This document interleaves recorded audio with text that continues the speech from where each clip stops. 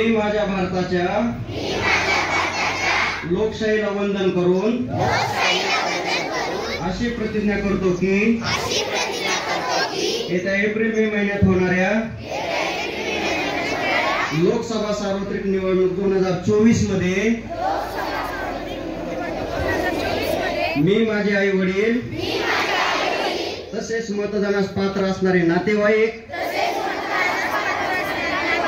शेजारी यांनी 100% मतदान करावे असे मनापासून सांगणार आहे। कारण त्यांच्या मतदानात माझ्या भविष्याचे हित दडलेले असून बीड जिल्हा स्वीप समितीच्या मतदान जनजागृती उपक्रमात